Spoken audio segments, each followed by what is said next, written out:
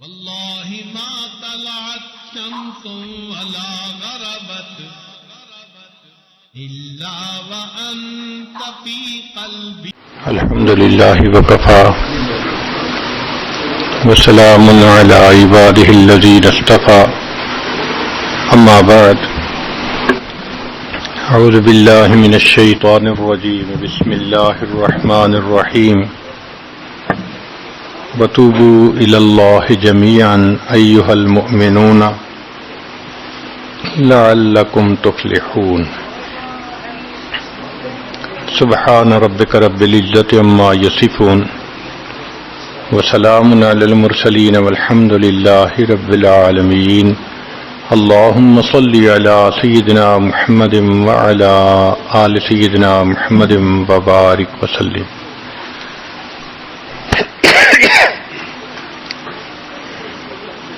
انسان جو کام بھی شریعت و سنت کے خلاف کرتا ہے اس کو گناہ کہتے ہیں. اس گناہ سے توبہ کرنا لازم ہوتا ہے. ارشاد باری تعالی ہے وَتُوبُوا إِلَى اللَّهِ جَمِيعًا أَيُّهَا الْمُؤْمِنُونَ لَعَلَّكُمْ تُفْلِحُونَ. اور اے ایمان والو، تم سب کے سب اللہ کے سامنے توبہ کرو تاکہ تم فلاح پا جاؤ. چنانچہ ابن تیمیہ رحمۃ اللہ علیہ نے الایمان الاوسط ایک کتاب ہے، اس میں 10 اسباب بتائے ہیں جن سے انسان کے گناہ معاف ہوتے ہیں. یہ 10 اسباب ہمیں زبانی یاد ہونے چاہیے تاکہ ہم ان کے ذریعے سے اپنے گناہوں کی بخشش کا بندوبست کر لیں. سب سے پہلا سبب استغفار. استغفار کہتے ہیں کہ اپنے گزرے ہوئے گناہوں پر نادم ہونا. شریعت نے کہا الندم توبۃ، ندامت یہ توبہ ہے. اور حدیث مبارکہ میں ہے کہ قیامت کے دن سب سے زیادہ خوش انسان وہ ہوگا من وجد فی صحیفتہ استغفارا کثیرا، جس کے نام اعمال میں کثرت کے ساتھ استغفار لکھا ہوا ہوگا. تو ہمیں کثرت سے استغفار پڑھنا چاہیے. چنانچہ ایک شخص حضرت حسن لانو کے پاس آیا، حضرت بہت گناہگار ہوں، کوئی عمل بتائیں. فرمایا استغفار پڑھو. ایک اور آدمی آیا، حضرت بارش نہیں ہو رہی، کوئی عمل بتائیں. فرمایا استغفار پڑھو. پھر ایک آدمی آیا کہ حضرت بہت قرضہ چڑھ گیا، دعا کریں کہ کوئی اسباب بن جائیں رزق کے، مال کے، تاکہ قرضہ اتر جائے. فرمایا استغفار پڑھو. پھر ایک شخص آیا کہ حضرت دعا کریں اللہ مجھے بیٹا دے دے. فرمایا استغفار کرو. ایک آدمی آیا میرا باغ ہے، دعا کریں کہ میرا پھل زیادہ لگے. فرمایا استغفار کرو. ایک آدمی آیا میری کھیتی باڑی کی زمین ہے، دعا کریں پانی اندر سے نکل آئے. فرمایا استغفار کرو. اب سننے والا حیران کہ مختلف لوگ مختلف ضروریات آ کر بیان کرتے رہے، سب کے لیے ایک ہی جواب. تو اس نے پوچھا کہ حضرت کیا مسئلہ؟ تو فرمایا کہ دیکھو یہ جواب میں نے اپنی طرف سے نہیں دیا، قرآن مجید سے دیا ہے. اللہ تعالی ارشاد فرماتے ہیں قرآن مجید میں فَقُلْتُ اسْتَغْفِرُوا رَبَّكُمْ إِنَّهُ كَانَ غَفَّارًا. تو سب سے پہلے استغفار کرنے سے گناہوں کی بخشش ہوتی ہے. یرسل السماء علیکم مدرارا، تمہارے اوپر اللہ بارشیں برسائے گا. وَيُمْدِدْكُمْ بِأَمْوَالٍ، اللہ مال کے ذریعے تمہاری مدد کرے گا. وَبَنِينَ، اور بیٹوں کے ذریعے مدد کرے گا. وَيَجْعَلْ لَكُمْ جَنَّاتٍ، اور اللہ تعالیٰ تمہیں درختوں پہ پھل زیادہ عطا کرے گا. وَيَجْعَلْ لَكُمْ أَنْهَارًا، اور اللہ تعالیٰ تمہارے لیے زمین سے چشمے جاری فرما دے گا. آپ اگر غور کریں تو ہماری روز مرہ کی جو پریشانیاں ہیں وہ انہی میں سے ہیں. کوئی بیٹے کے لیے پریشان، کوئی کاروبار کے لیے پریشان، کوئی قرضوں کی وجہ سے پریشان. اس کا مطلب یہ کہ اگر ہم استغفار کرنے کی عادت ڈال لیں تو ہمیں کسی اور عمل کی ضرورت ہی نہیں ہے. اور یہ عمل قرآن مجید میں بتایا گیا ہے.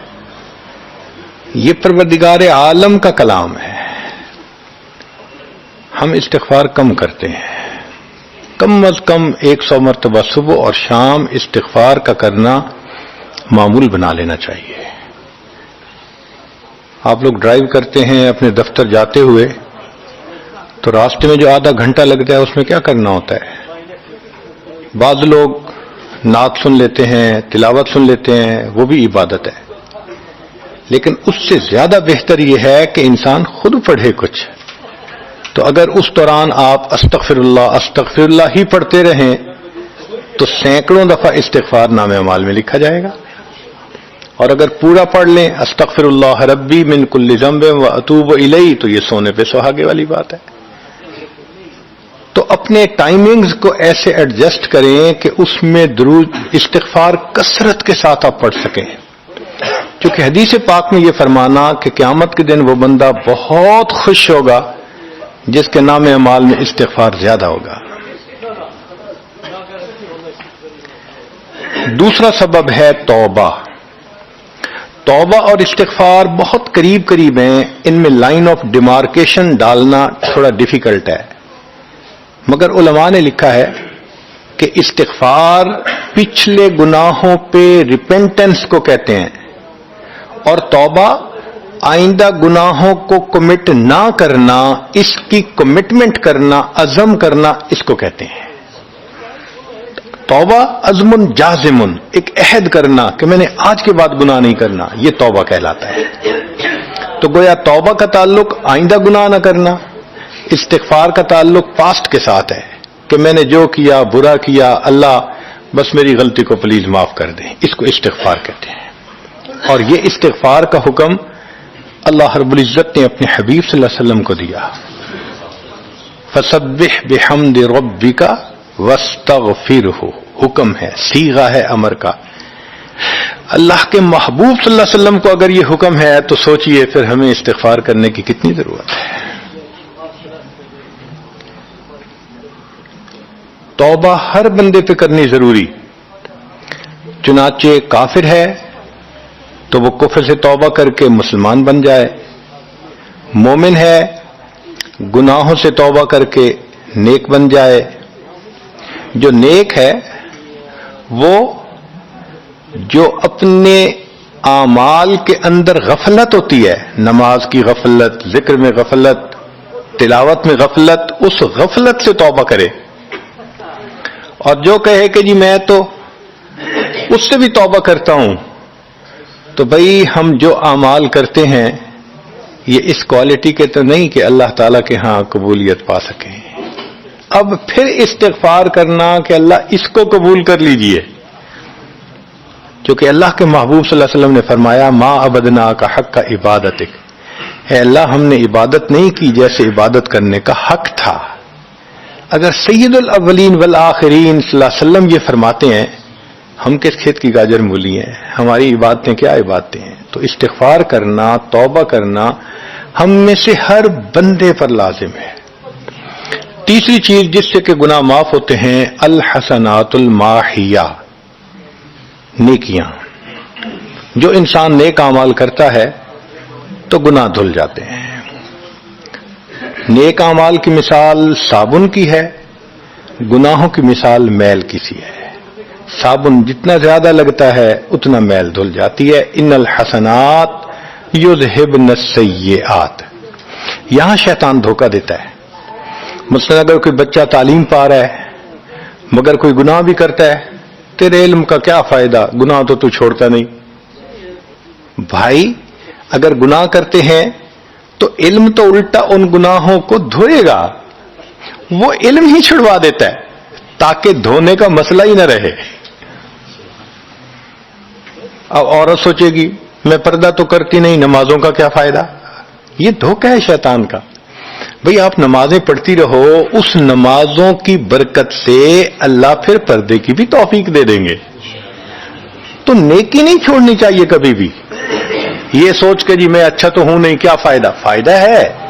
جب اللہ فرما رہے ہیں کہ نیکیاں گناہوں کو دھو دیتی ہیں، بھئی گناہ تو ہم چھوڑتے نہیں اور نیکی آرام سے چھوڑ دیتے ہیں، یہ کہاں کی لاجک ہے؟ تو اس لیے نیکی بھاگ بھاگ کے کرنی چاہیے. اگر گناہ ہیں تو نیکی اور زیادہ کریں تاکہ نیکی کی برکت سے گناہوں کی ظلمت ختم ہو جائے اور دھل جائے. حدیث پاک میں ہے بندہ گناہ کرتا ہے لکھ دیا جاتا ہے، دوسرا گناہ، تیسرا، 5 گناہ کرتا ہے، پھر اس کے بعد وہ ایک نیکی کرتا ہے تو نیکی والا فرشتہ کہتا ہے کہ دیکھو اللہ کے ہاں دستور ہے من جاء بالحسنۃ فلہ عشر امثالھا، اس کو 10 نیکیاں ملنی تھیں، تم نے 5 گناہ لکھے ہیں نا، اچھا تم 5 گناہ مٹا دو، میں نامہ اعمال میں 10 نیکیوں کی بجائے صرف 5 نیکیاں بیلنس وہ ڈال دیتا ہوں. چنانچہ 5 گناہ مٹا دیے جاتے ہیں، 5 نیکیاں نامہ اعمال میں لکھ دی جاتی ہے. اس لیے خوب نیکی کرنی چاہیے تاکہ اللہ تعالیٰ گناہوں کی ظلمت سے ہمیں محفوظ فرما دے. چوتھی چیز جس سے کہ گناہ معاف ہوتے ہیں، دعاء المؤمنین للمؤمن، جو ایمان والے ایک دوسرے کے لیے دعائیں کرتے ہیں اس سے بھی گناہ معاف ہوتے ہیں. چنانچہ عمر لانو جا رہے تھے عمرے کے لیے، نبی علیہ السلام نے فرمایا اے بھائی ہمیں اپنی دعاؤں میں نہ بھولنا. تو نبی علیہ السلام نے امت کو تعلیم دی کہ ایک دوسرے کو دعاؤں کے لیے کہنا چاہیے. یہ بہت اچھی عادت ہے کہ جب کسی سے ملیں جی ہمیں اپنی دعاؤں میں یاد رکھیں، والدین کو کہنا، بڑوں کو کہنا، دوستوں کو کہنا، کیا معلوم کس کی مانگی ہوئی دعا کام آ جائے. اس دعا کا فائدہ ہوتا ہے نا، تبھی تو قرآن مجید میں دعا سکھائی گئی، ربنا اغفر لنا ولاخواننا الذین سبقونا بالایمان، اے اللہ جو ہم سے پہلے ایمان والے چلے گئے ان کی بھی مغفرت فرما دے. تو فائدہ ہوتا ہے تو قرآن نے دعا سکھائی ہے نا. تو ایمان والوں کی دعاؤں سے دوسرے ایمان والوں کو فائدہ ہوتا ہے. حدیث پاک میں ہے دوست کی دعا دوست کے پیٹھ پیچھے رد نہیں کی جاتی، کیوں؟ اس میں خلوص ہوتا ہے. تو اس لیے حدیث پاک میں ہے، مسلم شریف کی روایت ہے کہ اگر کوئی آدمی فوت ہو جائے اور 40 آدمی جنازہ پڑھ لیں جو ایمان والے ہوں، توحید والے ہوں، فرمایا ما من رجل مسلم یموت فیقوم علی جنازتہ 40 رجلا لا یشرکون باللہ شیئا الا شفعهم اللہ فی، اللہ 40 بندوں کی نماز جنازہ کو قبول کر کے میت کی مغفرت فرما دیتے ہیں. 5واں عمل ما یعمل للمیت من اعمال البر، ہم اپنے فوت شدہ لوگوں کے لیے جو نفل کے کوئی نیک کام کرتے ہیں اس سے بھی ان کے گناہ معاف ہوتے ہیں. مثلا صدقہ کر دیا، قرآن پاک پڑھا، ان کو بخش دیا، ان کی طرف سے عمرہ کیا، حج کیا، ان نفلی اعمال کا ثواب ان کو ملتا ہے. اس کی وجہ سے ان کے گناہوں کو معاف کر دیا جاتا ہے. چنانچہ حضرت شیخ الحدیث رحمۃ اللہ علیہ نے فضائل ذکر میں یا کسی اور کتاب میں واقعہ لکھا ہے کہ ایک اللہ والے تھے، قبرستان کے قریب سے جاتے ہوئے انہوں نے کچھ پڑھ کے قبرستان والوں کو بخش دیا. رات خواب دیکھا کہ وہی قبرستان والے ہیں اور ایک آدمی آتا ہے جیسے کوئی ڈاک تقسیم کرنے والا ڈاکیا ہوتا ہے اور سب اس کی طرف بھاگ پڑتے ہیں جیسے ڈاک لینے کے لیے ہوں. ایک بندہ پیچھے آرام سے بیٹھا ہوتا ہے، وہ پوچھتا ہے کیا معاملہ؟ وہ کہتا ہے کہ یہ فرشتہ آیا ہے، روزانہ کی جو ڈاک آئی ہے نا نیکیوں کی، جو اولاد نے، رشتہ داروں نے، دوستوں نے کیے، لہذا وہ اعمال نیکیاں ملتی ہیں تو یہ سب لوگ جاتے ہیں کہ نیکیاں ملیں گی، ہمارا درجہ بڑھے گا. اس نے کہا کہ آپ کو ضرورت نہیں ہے. کہنے لگا ہاں میں لے لوں گا، مگر میرا ایک بیٹا ہے جسے میں نے قرآن پاک کا حافظ بنایا، اس کی دکان ہے، وہ سارا دن دکان پہ بیٹھا رہتا ہے اور ساتھ ساتھ قرآن پڑھتا رہتا ہے، تو مجھے اتنی نیکیاں مل جاتی ہیں کہ میں بعد میں لے لوں گا. اس نے کہا بیٹا کہاں؟ اس نے کہا فلاں جگہ دکان ہے. وہ اللہ والے جب وہاں گئے اگلے دن تو دیکھا کہ ایک نوجوان ہے اور وہ بیٹھا ہوا ہے، گاہک آتا ہے تو اس کو سودا بیچ دیتا ہے، جب گاہک کوئی نہیں ہوتا تو وہ قرآن پڑھنا شروع کر دیتا ہے. تو وہ سمجھ گیا کہ میرا خواب سچا تھا، اس بچے کے قرآن پڑھنے سے اس کے والد کو خوب بینیفٹ مل رہا ہے. کچھ عرصے کے بعد دوبارہ پھر اسی قبرستان کے قریب سے گزرے، پھر انہوں نے کچھ پڑھ کے بخش دیا۔ رات خواب میں دیکھا کہ اب جب تقسیم ہوا تو سب بھاگے تو وہ بندہ بھی بھاگا۔ انہوں نے کہا آپ بھی بھاگ رہے ہو؟ کہنے لگا ہاں میں اس لیے بھاگ رہا ہوں کہ میرا وہ بیٹا فوت ہو گیا، اب مجھے قرآن پڑھ کے بخشنے والا کوئی ایسا ہے نہیں، تو جو عام ایمان والوں کا ثواب آتا ہے میں بھی اسی میں سے اپنا حصہ لینے کے لیے جا رہا ہوں۔ تو ایمان والوں کے ان اعمال کا ثواب بھی ملتا ہے، اور اصل میں یہ اسی بندے کا اپنا عمل ہوتا ہے۔ یہ ذہن میں رکھنا کہ جو ایمان والے پڑھ کے بخشتے ہیں نا، اس کا ثواب کیوں ملتا ہے؟ اس کا اپنا عمل۔ دیکھو اس نے نیکوں سے تعلق جوڑا۔ وہ بھی تو ہوتے ہیں جن کے مرنے کے بعد پیچھے ریچھ کتے کی لڑائی کرواتے ہیں، میلے لگواتے ہیں، موسیقی کی محفلیں ہوتی ہیں، وہ بھی تو ہوتے ہیں نا، تو ان کو کچھ نہیں ملتا۔ اس بندے نے نیکوں سے محبت کی، یہ اس کا اپنا عمل ہے، اس کی محبت کی وجہ سے اب یہ لوگ اس کو پڑھتے ہیں، اللہ اس کو ثواب پہنچا دیتے ہیں، تو اس کے اپنا عمل ہے اصل میں۔ پھر چھٹی چیز جس کی وجہ سے گناہ معاف ہوتے ہیں، المصائب التی یکفر اللہ بها الخطایا فی الدنیا۔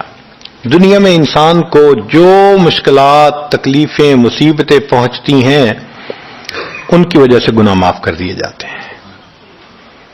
کوئی مصیبت دنیا میں پہنچتی ہے گناہ معاف ہوتے ہیں۔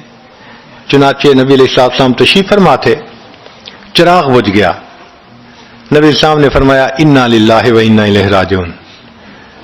ام المومنین عائشہ صدیقہ نے پوچھا اے اللہ کے حبیب صلی اللہ علیہ وسلم یہ تو پڑھتے ہیں جب کوئی آدمی فوت ہو جاتا ہے۔ فرمایا عائشہ مومن کو جو بھی دنیا میں تکلیف غم پہنچتا ہے اگر وہ اس کے اوپر انا للہ پڑھ لے اس کو ثواب ملتا ہے۔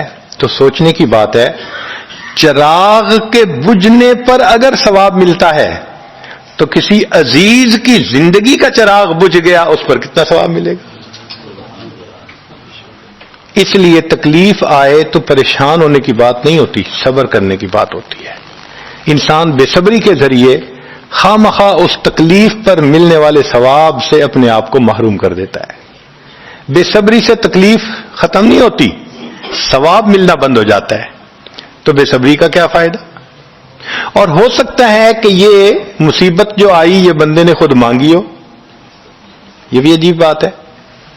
آپ کہیں گے جی کوئی بندہ مصیبت تو نہیں مانگتا، ہاں ہو سکتا ہے مانگی ہو۔ کیسے کہ دعا مانگی اللہ مجھے قیامت کے دن میرے محبوب صلی اللہ علیہ وسلم کے ہاتھوں حوض کوثر کا جام عطا کر دینا، اللہ نے دعا قبول کر لی، عمل تو ہے نہیں کہ یہ نعمت نصیب ہو، تو اب کیسے ملے گا؟ اللہ تعالی بیماری، مصیبت، پریشانی کچھ اس کے اوپر بھیج دیتے ہیں۔ اگر یہ بندہ اس پر صبر کر لیتا ہے اس کو بہانہ بنا کر اللہ اس کو وہ نعمت عطا فرما دیتے ہیں۔ چنانچہ ایک بزرگ تھے، 70s میں تھے، بیوی بھی اسی طرح بہت نیک تھی۔ بیوی نے کہا کہ میرا بڑا دل چاہتا ہے کہ نبی علیہ الصلوۃ والسلام کا دیدار نصیب ہو، میں بڑا درود شریف پڑھتی ہوں، نفل پڑھتی ہوں، مگر مجھے واضح زیارت نہیں ہوئی، آپ کو کوئی عمل آتا ہو تو بتا دیں۔ انہوں نے کہا عمل آتا ہے، کرو گی؟ کہا بالکل کروں گی۔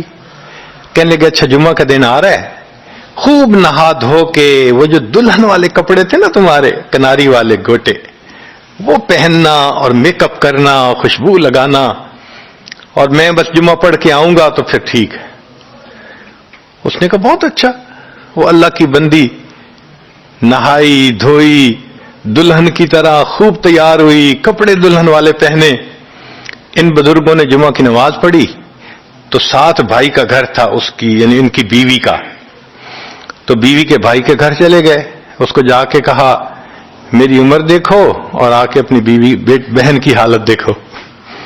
اس نے کہا کیا مسئلہ؟ وہ ساتھ آ گیا، اور جب گھر آ کے اس نے دیکھا تو بیوی تو دلہن بنی بیٹھی ہے۔ بھائی کو غصہ آیا، تمہیں اپنی یہ تمہاری عمر اور یہ تمہارے لچھن۔ اس نے تو ڈانٹا اور وہ بیچاری روئی، اس کا دل ٹوٹا۔ رو رو کے حال برا، سو گئی۔ اللہ کی شان کہ اس نیند میں اس کو نبی علیہ السلام کی زیارت نصیب ہو گئی۔ اب وہ اٹھی تو وہ خوش بھی ہے اور پریشان بھی ہے۔ خوش اس بات پہ کہ زیارت ہو گئی، اور پریشان اس بات پہ کہ میاں نے کیا کیا، خود کہا دلہن بنو اور خود بھائی سے مجھے ڈانٹ پڑوا دی۔ تو پھر اس نے پوچھا کہ آپ نے ایسا کیوں کیا؟ انہوں نے کہا دیکھو میں تمہاری زندگی کو قریب سے جانتا ہوں، میں نے تمہیں اتنا پیار محبت سے رکھا ہے کہ تمہیں زندگی کے کوئی تکلیف نہیں پہنچنے دی میں نے۔ تم نے عبادت کی انتہا کی ہے، مگر کچھ نعمتیں ہوتی ہیں جو دل ٹوٹنے پہ ملتی ہیں، تو تمہارا تو کبھی دل ٹوٹا نہیں، تو میں نے ایک بہانہ بنایا کہ تمہیں کہا دلہن بنو، بھائی کو شکایت لگا دی، اس نے ڈانٹ پلا دی، تمہارا دل ٹوٹا، اللہ کو رحم آ گیا، اللہ تعالیٰ ٹوٹے دلوں پر رحم فرما دیتے ہیں۔ تو ممکن ہے کہ یہ مصیبت، یہ پریشانی اللہ کی طرف سے ہمارے لیے انعام کا سبب بن کے آئی ہو۔ اس لیے ہمارے بزرگوں نے کہا سکھ دکھاں تو دیواں وار، کہ میں سکھوں کو دکھوں پہ قربان کر دوں، سکھ دکھاں تو دیواں وار، دکھا آن ملائم یار، کہ دکھوں نے مجھے میرے یار سے ملا دیا۔ اللہ کو بڑا ترس آتا ہے اس بندے پر جس پر کوئی مصیبت آتی ہے، پریشانی آتی ہے۔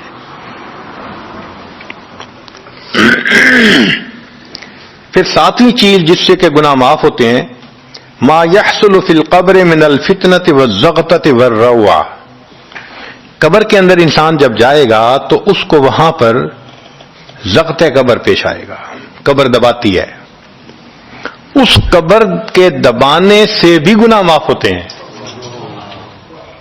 اور یہ زغط قبر ہر کسی کو پیش آئے گا۔ سعد لانو ایک صحابی ہیں، نبی علیہ السلام نے ان کا جنازہ پڑھایا اور اللہ کے محبوب صلی اللہ علیہ وسلم پنجوں کے بل چلنے لگے، تو صحابی نے پوچھا اے اللہ کے نبی صلی اللہ علیہ وسلم آپ ایسے چل رہے ہیں؟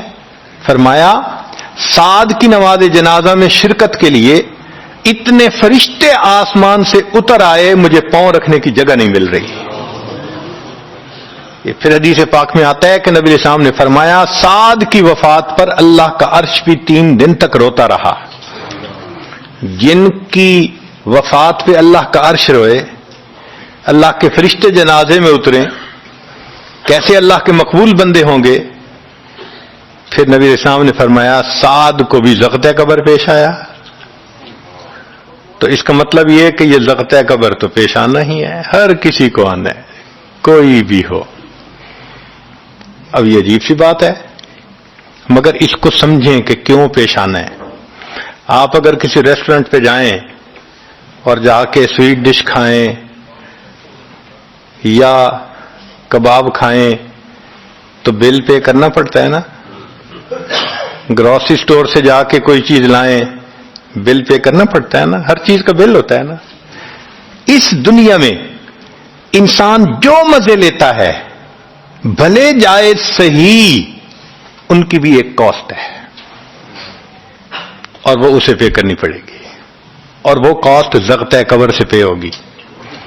اس لیے جس کی زندگی غربت میں گزری ہوگی اس کا زغط قبر بہت کم ہوگا، اور جس نے عیش آرام مزے سہولت انجوائے کیا کاسٹ تو دینی پڑے گی نا وہاں جا کے۔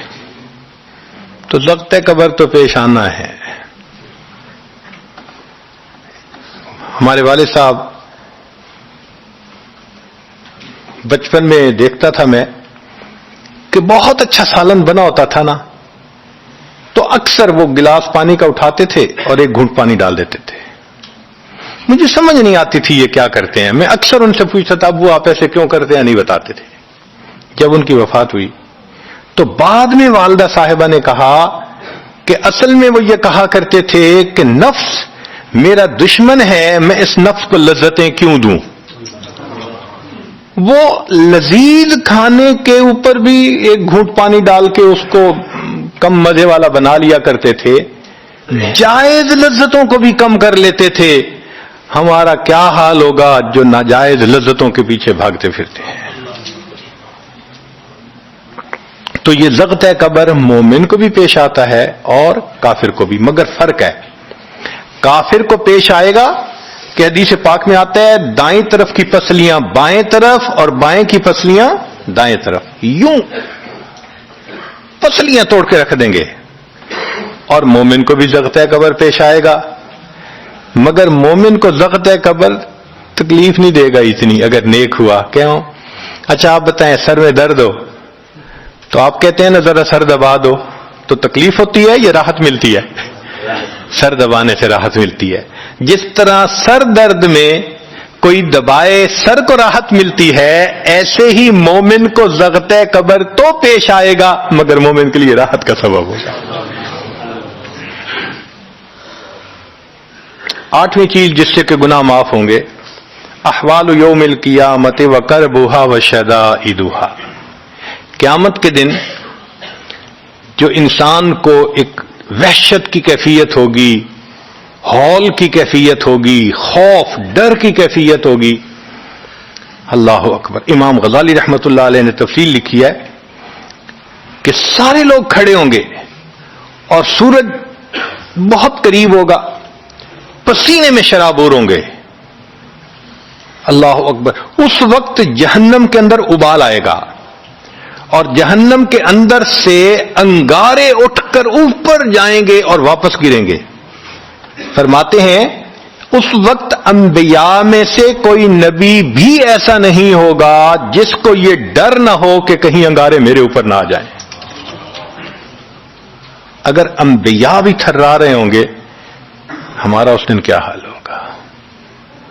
تو قیامت کے دن کی دہشت اور وحشت کوئی چھوٹی چیز نہیں ہے، مگر اس سے بھی اللہ تعالیٰ ایمان والوں کے گناہوں کو معاف فرما دیں گے۔ پھر نویں چیز جس سے کہ گناہ معاف ہوں گے، شفاعت النبی صلی اللہ علیہ وسلم فی اہل الذنوب یوم القیامہ، قیامت کے دن اللہ کے پیارے حبیب صلی اللہ علیہ وسلم جو اپنی امت کے لیے شفاعت فرمائیں گے، اللہ اس پر بھی امتیوں کے گناہوں کو معاف فرما دیں گے۔ نبی اسلام نے ارشاد فرمایا کہ اللہ رب العزت نے ہر نبی علیہ السلام کو ایک ایسی دعا مانگنے کا اختیار دیا کہ جیسی دعا مانگی جائے گی منوان قبول ہو جائے گی۔ تو انبیاء نے دعائیں مانگی، تو صحابی نے پوچھا اے اللہ کے حبیب صلی اللہ علیہ وسلم آپ کو بھی اختیار دیا گیا؟ فرمایا مجھے بھی اختیار دیا گیا۔ اے اللہ کے حبیب صلی اللہ علیہ وسلم آپ نے کیا دعا مانگی؟ فرمایا میں نے کوئی دعا نہیں مانگی، میں نے اس کو ذخیرہ رکھ لیا، قیامت کے دن جب میری گنہگار امت کا حساب ہوگا اس وقت میں وہ دعا مانگوں گا، امت کو لے کے جنت میں جاؤں گا۔ اللہ کے محبوب صلی اللہ علیہ وسلم کو امت سے کتنا پیار تھا۔ کوئی ماں اولاد کے لیے 23 سال نہیں روتی، جوان بیٹا فوت ہو 2-4 مہینے رو کے پھر نارمل لائف ہو جاتی ہے۔ کوئی باپ اولاد کے لیے 23 سال نہیں روتا، اللہ کے پیارے حبیب صلی اللہ علیہ وسلم امت کے لیے 23 سال آنسو بہاتے، رب امتی رب امتی رب امتی دعا مانگتے تھے، لمبے سجدے۔ ام المومنین عائشہ صدیقہ عنہا فرماتی ہیں کہ محبوب صلی اللہ علیہ وسلم کے آنسو جو مصلی پہ گرتے تھے مجھے لگتا تھا کہ بارش کے قطرے زمین کے اوپر گر رہے ہیں، ایسے آواز محسوس ہوتی تھی، اور اتنا لمبا سجدہ ہوتا تھا کہ کبھی کبھی میں اٹھ کے محبوب صلی اللہ علیہ وسلم کے پاؤں کے انگوٹھے کو ٹچ کرتی تھی کہ ابھی جان تو سلامت ہے نا، تب مجھے احساس ہوتا تھا نہیں ابھی تک نہیں، سجدہ لمبا ہو گیا، اتنا لمبا سجدہ۔ کس کے لیے؟ اللہ امت کو گناہوں کو معاف فرما دے، امت کے گناہوں کو معاف۔ چنانچہ جب نبی علیہ الصلوۃ والسلام پر آخری یعنی مرض آئی، بیماری کی کیفیت آئی، تو اللہ کے حبیب صلی اللہ علیہ وسلم کو بخار بہت تیز ہو گیا تھا، اور جو مسجد میں آخری مرتبہ لائے تھے تو 2 آدمی تھے، ایک ادھر تھا ایک ادھر تھا، اور اللہ کے حبیب صلی اللہ علیہ وسلم نے ان کا سہارا لیا تھا اور بہت مشکل سے چل کے تشریف لائے تھے۔ یہ آخری نماز تھی، پھر واپس تشریف لے گئے، بخار اور تیز ہو گیا۔ سیدہ عائشہ صدیقہ عنہا فرماتی ہیں کہ میں نے اوپر کپڑا سا ڈال دیا، کپڑے کے اوپر سے مجھے گرمی محسوس ہو رہی تھی، میں نے پانی کا ایک پیالہ پیش کیا، اللہ کے حبیب صلی اللہ علیہ وسلم پانی کے پیالے میں ہاتھ مبارک ڈالتے تھے اور اپنے چہرے پہ لے رہے تھے، اور جسم تھا کہ جیسے کوئی گرم چیز میں سے گرمی نکل رہی ہوتی ہے، اس طرح وہ بخار سے دہک رہا تھا۔ فرماتی ہیں کہ مجھے محسوس ہوا کہ یہ تو بہت تیز بخار ہے، کبھی ایسا نہیں دیکھا۔ تو میں نے پوچھا، اے اللہ کے حبیب صلی اللہ علیہ وسلم، بخار ایسا تو کبھی نہیں دیکھا، اتنا زیادہ تیز، اتنا زیادہ تیز؟ نبی علیہ السلام نے فرمایا، عائشہ، مومن کو سکرات موت کے وقت جو تکلیف ہوتی ہے اس پر بھی اس کے گناہ معاف ہوتے ہیں۔ میں نے اللہ سے یہ دعا مانگی تھی، اللہ جب میری سکرات کا وقت آئے تو مجھے تکلیف زیادہ دے دینا، اور اس کے بدلے اللہ میری امت کے گناہوں کو معاف فرما دینا۔ عائشہ، یہ وہ سکرات ہے جس کی وجہ سے مجھے تکلیف بہت ہے۔ اللہ کے محبوب صلی اللہ علیہ وسلم کو اتنی تکلیف ہو رہی تھی۔ اتنے میں اطلاع ملی، دروازہ کھٹکھٹایا گیا، پوچھا کون؟ جواب ملا، جبریل علیہ السلام اور اسرائیل علیہ السلام اجازت مانگتے ہیں آنے کی۔ نبی علیہ السلام نے فرمایا، جبریل اندر آ جائیں۔ تو جبریل آئے۔ اے اللہ کے حبیب صلی اللہ علیہ وسلم، اللہ نے آپ کو یاد فرمایا ہے۔ نبی علیہ السلام نے فرمایا، جبریل اللہ تعالیٰ سے پوچھ کے یہ پہلے بتاؤ میرے بعد میری امت کا کیا حال ہوگا، پہلے پوچھ کے بتاؤ۔ جبریل علیہ السلام نے اللہ تعالیٰ سے پوچھا، رب کریم نے کہا، فرمایا میرے محبوب سے جا کر کہہ دو، اے محبوب آپ کے بعد آپ کی امت کو تنہا نہیں چھوڑیں گے۔ جب نبی علیہ السلام کو تسلی ہو گئی، محبوب نے فرمایا، اچھا ملک الموت کو بھی اندر آنے دو۔ اللہ کے محبوب صلی اللہ علیہ وسلم کو امت سے ایسی محبت تھی، اللہ اکبر۔ چنانچہ حدیث پاک میں ہے کہ نبی علیہ الصلوۃ والسلام نے فرمایا، خیرت بین ان یدخل نصف امتی الجنہ و بین شفاعہ۔ اللہ رب العزت نے مجھے چوائس دیا، اختیار دیا کہ اے میرے حبیب صلی اللہ علیہ وسلم، آپ چاہیں تو آپ کی آدھی امت کو بلا حساب جنت بھیج دیں گے، اور آپ چاہیں تو جن کی آپ شفاعت کریں ان کو بھیجیں گے۔ نبی علیہ السلام فرماتے ہیں، فاخترت شفاعہ، میں نے شفاعت کو چن لیا، لأنہا اعم و اکثر، اس لیے کہ میری شفاعت پر آدھی سے زیادہ امت کے لوگ جنت میں چلے جائیں گے۔ اللہ اکبر۔ پوچھنے والے نے پوچھا، اے اللہ کے حبیب صلی اللہ علیہ وسلم، اترونہا للمتقین، کیا آپ کی شفاعت نیکوں کے لیے ہوگی؟ فرمایا، لا ولکنہا للمذنبین الخطائین المتلوثین، نہیں، میری شفاعت میرے امت کے گنہگاروں کے لیے ہوگی۔ اللہ کے حبیب صلی اللہ علیہ وسلم کی شفاعت کا نصیب ہو جانا یہ بھی گناہوں کی بخشش کا سبب ہے۔ مگر شفاعت کس کو نصیب ہوگی اس کی بھی تفصیل سن لیجئے۔ کچھ لوگ ہوتے ہیں سنت کو دیکھتے ہیں، ان کا دل خوش ہو جاتا ہے، وہ سنت رکھنے والے کو انکریج کرتے ہیں، اس کو مورل سپورٹ دیتے ہیں، نہیں تم نے اچھا کیا۔ اور کچھ وہ ہوتے ہیں کہ جو دیکھتے ہیں چہرے پہ سنت سجی، کیا ملا بن گئے، کیا تم نے چہرے پہ کر لیا۔ علماء نے لکھا، جس نے سنت کو دیکھ کر ناگواری کا اظہار کیا، اس نے اپنے آپ کو شفاعت سے محروم کر لیا۔ یہ نہیں ہے کہ ہم سنت کا مذاق بناتے پھریں اور ہمیں شفاعت نصیب ہوگی، نہیں، احترام ہو دل میں سنت کا۔ نبی علیہ الصلوۃ والسلام کی ایک ایک سنت پہ قربان ہو انسان، جب یوں محبت ہوگی تو پھر نبی علیہ الصلوۃ والسلام کی شفاعت بھی ان کے لیے ہوگی۔ 10واں سبب جس سے کہ گناہ معاف ہوں گے، رحمت اللہ و عفوہ و مغفرتہ بلا سبب من العباد۔ قیامت کے دن انبیاء کرام شفاعت کریں گے، بخشش ہوگی، پھر علماء کریں گے، شہداء کریں گے، پھر سب جنتی شفاعت کریں گے، حتیٰ کہ کوئی ایسا نہیں رہے گا کہ جو کسی اور کی شفاعت کرے، اور وہ لوگ جہنم میں ہوں گے کہ جن کا کوئی جنتی واقع بھی نہیں ہوگا۔ اللہ اکبر۔ سالوں وہ جہنم میں جلتے رہیں گے، جلتے رہیں گے. پھر ایک وقت آئے گا کہ ان میں سے جن کے دل میں تھوڑا سا بھی ایمان ہوگا نا، اگرچہ اس کی شفاعت کرنے والا کوئی نہیں ہوگا، ان کو بھی اللہ بخشنے کا سبب بنائیں گے. وہ کیسا ہوگا؟ حدیث پاک میں آتا ہے کہ یہ جو ایمان والے ہوں گے نا، ان کے اور کافروں اور مشرکین کے درمیان جو دیوار تھی نا آگ کی، اس کو ذرا ٹرانسپیرنٹ اللہ بنائیں گے. تو مشرکین دیکھیں گے اور کہیں گے اوہ ہم تو جل ہی رہے تھے، اور تم تو کلمہ پڑھتے تھے، تم بھی یہاں جل رہے ہو.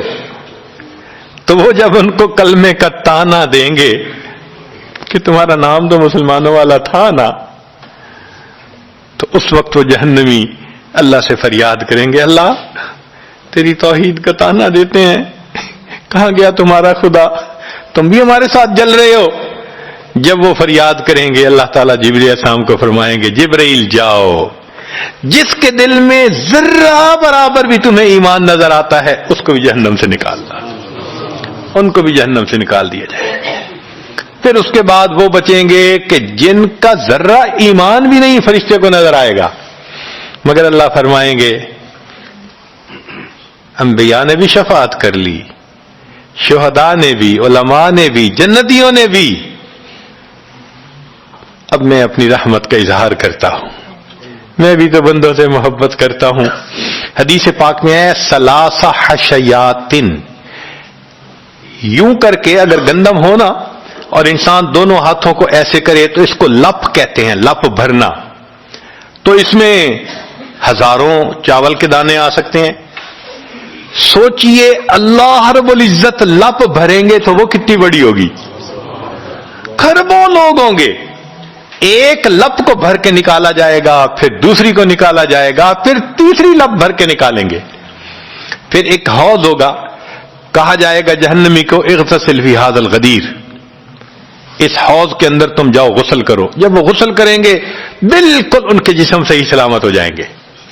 پھر اللہ تعالیٰ ان کو جنت عطا فرمائیں گے، مگر ان کے ماتھے پر لکھا ہوا ہوگا اتقاء الرحمن، کہ رحمان نے اپنی رحمت سے ان کو رعایتی پاس کر دیا. وہ جنت میں جائیں گے. اب جو جنت میں جائیں گے تو جنتی لوگ ان کے ساتھ ملیں گے، خوش ہوں گے، مگر کہیں کہیں کوئی ان کو کہے گا ہم تو اللہ کے فضل سے سیدھا آ گئے، تم تو آیا فلاں جگہ سے آئے ہو نا، رعایتی پاس ہو. اب جب ان کو رعایتی پاس کا تانا ملے گا تو ان کو عجیب لگے گا. پھر ایک وقت آئے گا کہ یہ سب اتقاء الرحمن اللہ کے سامنے فریاد کریں گے، اللہ آپ نے اپنی رحمت سے جہنم سے نکال دیا، جنت بھیج دیا، یہ جو مہر ایک لگا دی یہ بھی تو اتار دیجئے نا. تو اللہ تعالیٰ ان کی مہر کو ختم فرمائیں گے اور یہ جنت میں رہنے لگ جائیں گے. امام غزالی رحمت اللہ علیہ اس واقعے کو نقل کرنے کے بعد لکھتے ہیں، میرا کوئی عمل ایسا تو نہیں کہ میں امید کروں کہ میں جنت چلا جاؤں گا، کاش اللہ مجھے ان اتقاء الرحمن میں شامل فرما لیتے، کاش کہ اللہ تعالیٰ مجھے ان اتقاء الرحمن میں شامل فرما لیتے. بے گناہوں میں چلا زاہد جو اس کو دیکھنے، مغفرت بولی ادھر آ میں گنہگاروں میں ہوں، وہ کرشمے شان رحمت نے دکھائے روز حشر، چیخ اٹھا ہر بے گناہ میں بھی گنہگاروں میں ہوں. اللہ اکبر. حضرت قاری محمد طیب صاحب رحمۃ اللہ علیہ ایک کتاب میں لکھتے ہیں، اتنا اللہ کی رحمت کا ظہور ہوگا، اتنا ظہور ہوگا اس دن، ایک ایسا وقت آئے گا کہ شیطان بھی سر اٹھا کر دیکھے گا، اسے بھی امید لگے گی شاید میری بھی مغفرت کر دی جائے. وَكَانَ بِالْمُؤْمِنِينَ رَحِيمًا. اللہ تعالیٰ قیامت کے دن اپنی رحمت کا اظہار فرمائے. اللہ کرے قیامت کے دن اللہ کی رحمت سے ہمارا کام بن جائے. اللہ تعالیٰ ہمیں اپنے گناہوں سے سچی توبہ کرنے کی توفیق عطا فرمائے، اور اللہ تعالیٰ ہمیں اپنے بخشش کیے ہوئے گنہگار بندوں کی قطار میں قیامت کے دن شامل فرمائے. وآخر دعوانا ان الحمد للہ رب العالمین.